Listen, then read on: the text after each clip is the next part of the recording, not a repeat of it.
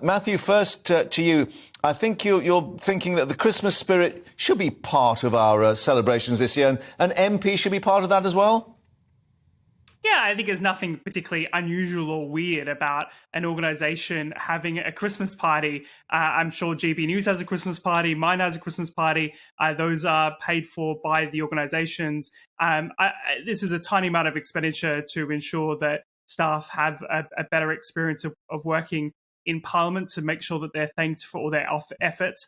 I think it's very Grinch-like behaviour to say that MPs shouldn't be able to have Christmas parties. And if anything, I think it's a bit disappointing that they can't expense alcohol. I think that's a bit puritanical of IPSO and of the government authorities when it comes to what people are allowed to drink at their office Christmas party.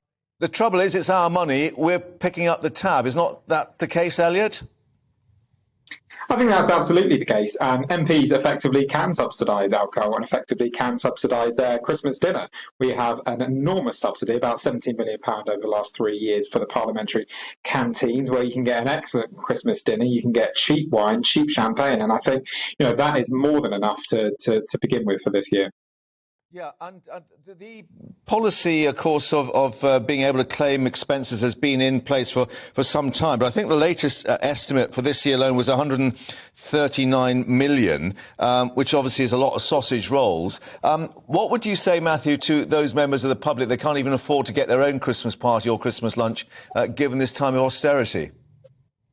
Yeah, look, I think a lot of people are struggling, and that's important to acknowledge. It's worth, though, putting the context properly in terms of expenses. Now, the vast majority of expenses for MPs go on things like offices, ensuring that their staff are paid so they can respond to constituent inquiries, they can research and scrutinise legislation, and ensure that their MP is well informed about the state of the world. The total amount the government spends on expenses for MPs and on MPs is about 0.01% of the total government expenditure. This is not breaking the bank in terms of taxpayers, and I think it's actually a very important function. If anything, we probably underpay MPs and underpay MP staffs. I know that's not particularly popular to say, but if you want quality MPs, you want to attract good people, you've got to pay them well. And if you want MPs to not just have to deal with typically some 21-year-old researcher straight out of university who they leave a few years later because they can't promote them and pay them better. Okay. I think we probably do need more money for MPs and more money for their staff.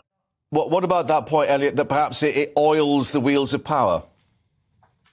Well, I'm not sure that some Scotch eggs and some sausage rolls from a local Tesco is really going to incentivise parliamentary staff to stay on for an extra couple of years. I think there's a lot of excellent perks to working in Parliament. You get invited to a huge range of receptions with excellent food and drink, particularly at Christmas time. The pay is not as harsh as Matthew suggests. Parliamentary staff can be paid up to around £50,000. So I think there is pretty good pay there. They have a significant perks of being able to eat and drink on the cheap, taxpayer funded.